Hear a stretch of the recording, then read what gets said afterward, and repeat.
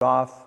I always turn a tenon right away. Lots of times I'll do 2 or 3 pieces and one chunk of wood, turn a tenon so that I don't have to, it just saves a little bit of time at the beginning process.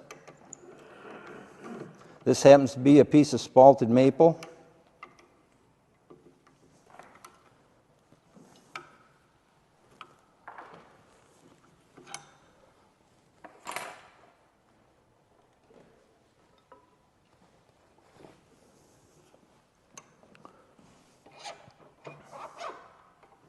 I could have a little bit of trouble today. I'm used to my left-handed lathe, but we'll do the best we can.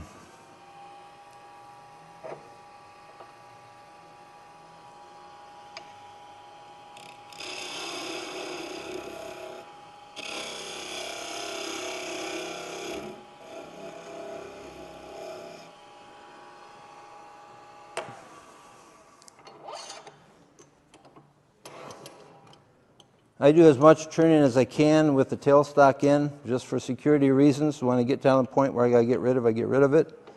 But it just gives you a little bit more security when you're starting. First thing we're going to do on this one is we're going to make a globe. With this one I have enough length that I'll probably make the top finial in one piece. Sometimes I will turn a separate finial for the top and a separate finial for the bottom. But this one I got enough length. If the wood looks good when I get in there, I'll turn the top as part of it.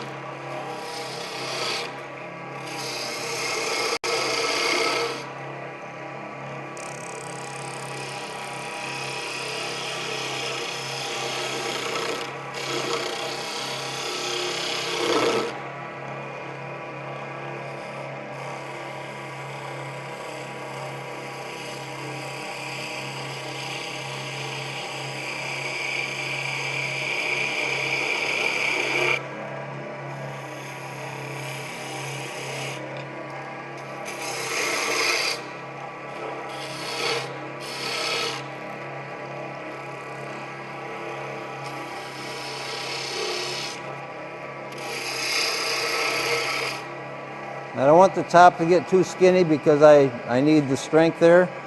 So we're just about done as much as we can do with the tailstock in place.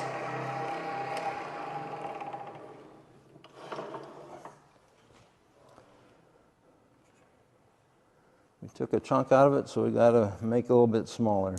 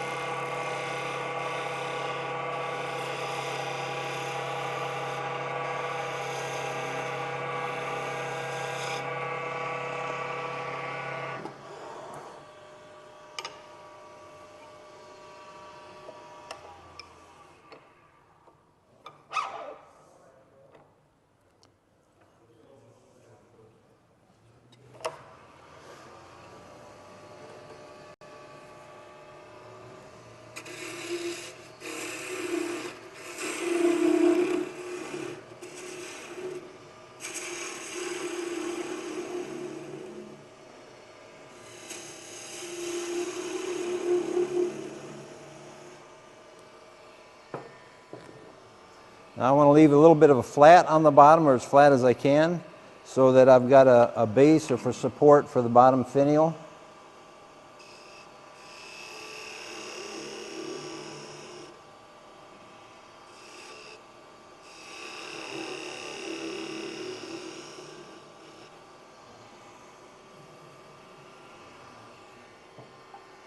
We're going to call that part good.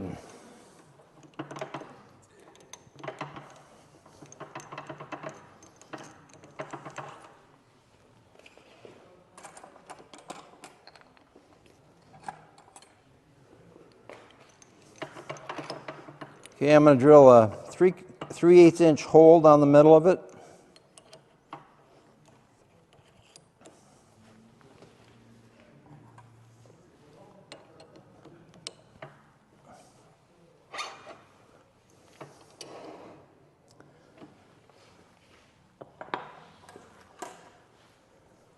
And I've got a scale on my tailstock so I can tell how far I've gone in.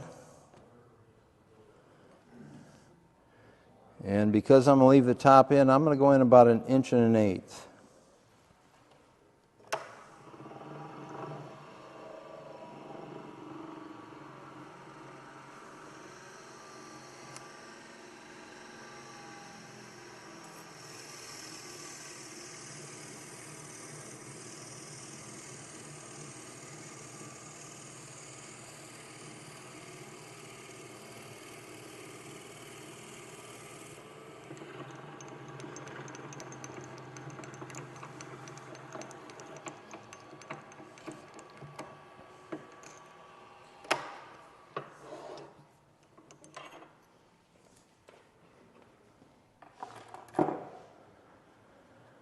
Okay, now I've got my starter hole.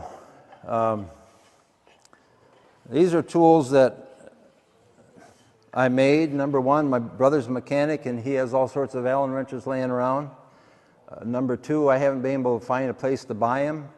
And number three, my wife is Dutch and therefore I've become a little more frugal. Plus they fit. And it makes my hole that much smaller, which the smaller the hole, the more opportunities I have with my finial and how I'm going to mount it. So this starts the white knuckle part of the job.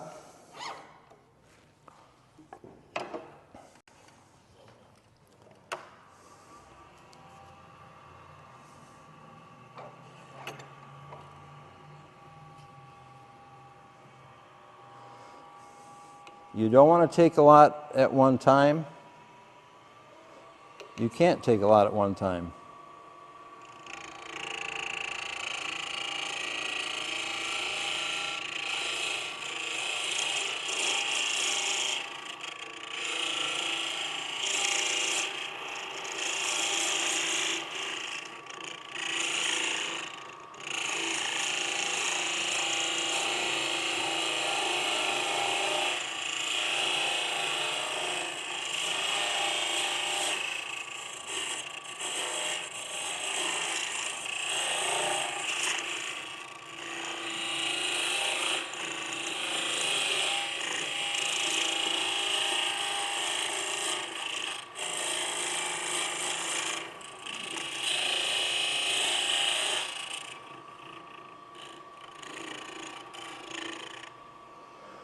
Okay, I'm rapidly coming to the point where I've got more sawdust in there than I want.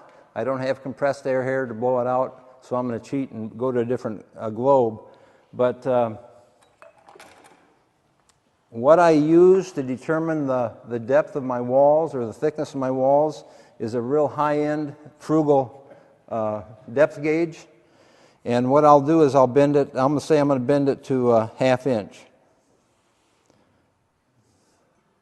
This is high-tech coat hanger wire.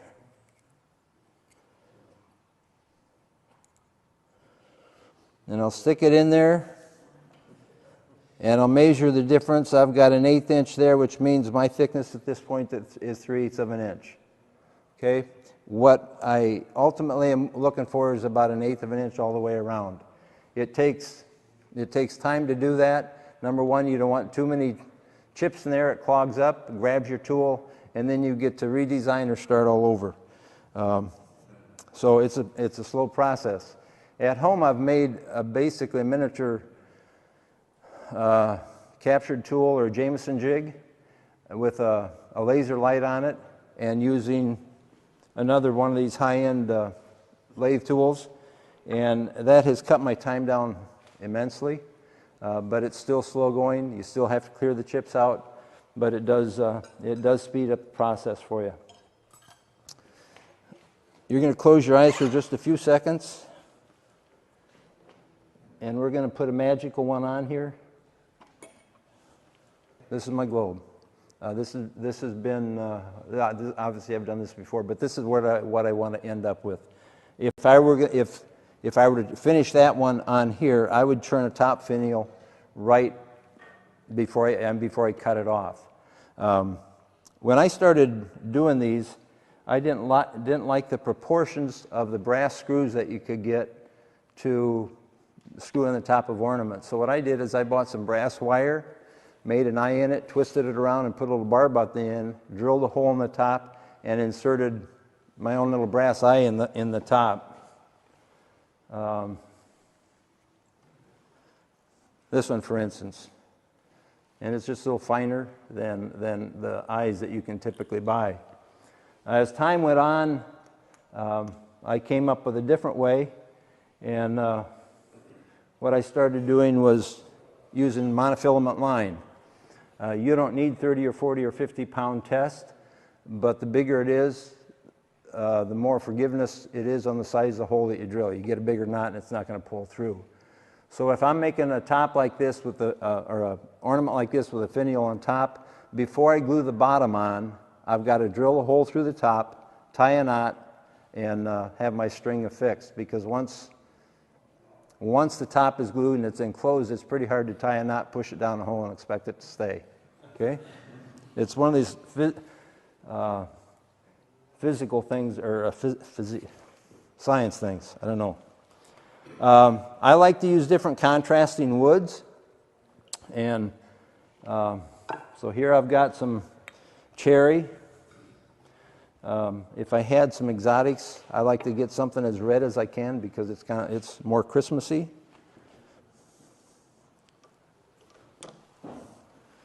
So we're going to start and make this round, make a way that we can hold it in the chuck, and then we'll proceed to turn a finial.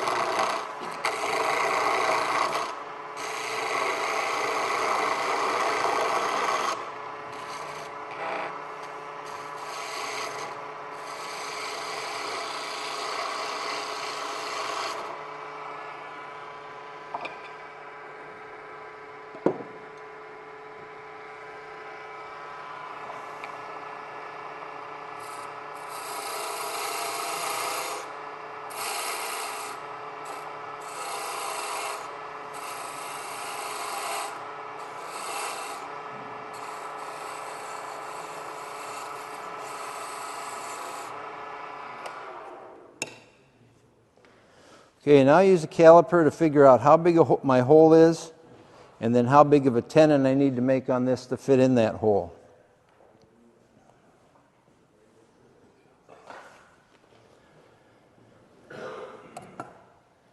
And I'm not going to go all the way down to that size just yet, because I need to get some more wood off of there.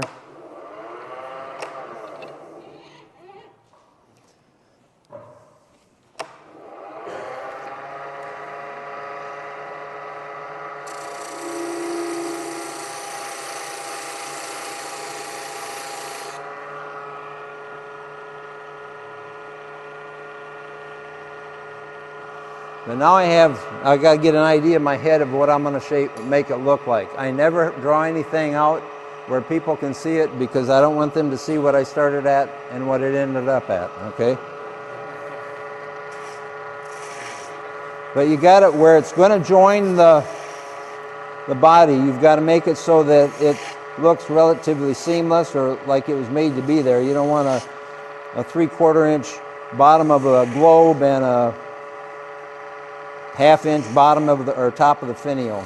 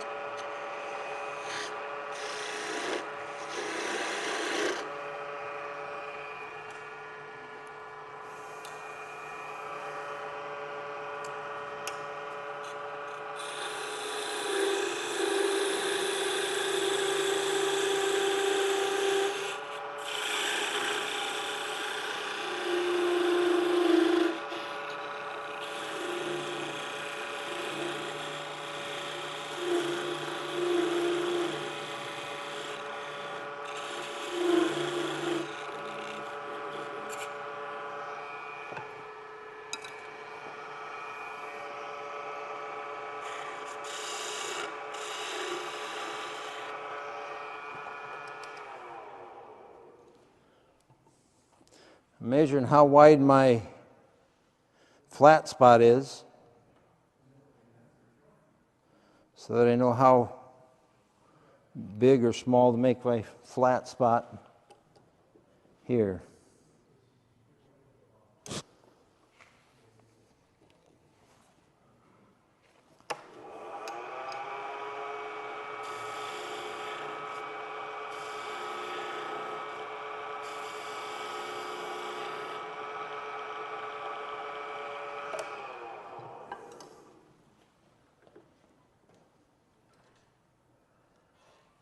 Probably close enough for government work. And I'm going to try to concave that a little bit.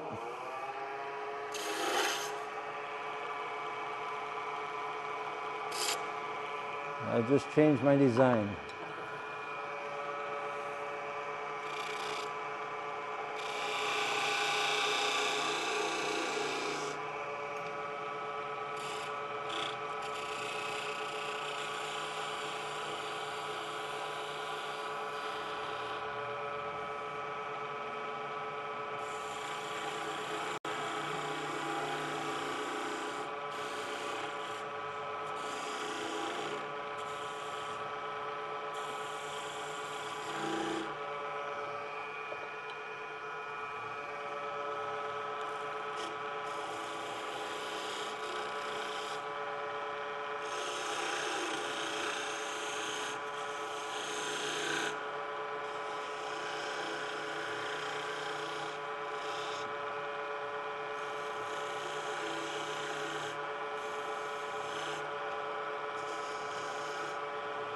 Early on, I developed an aversion to sanding.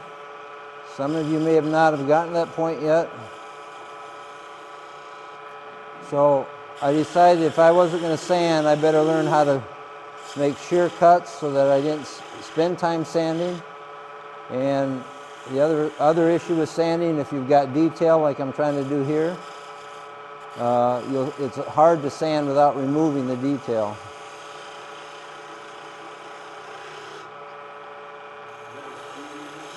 No, it's a 3/8 gouge with very shallow drawing. I do use a skew in this quite often.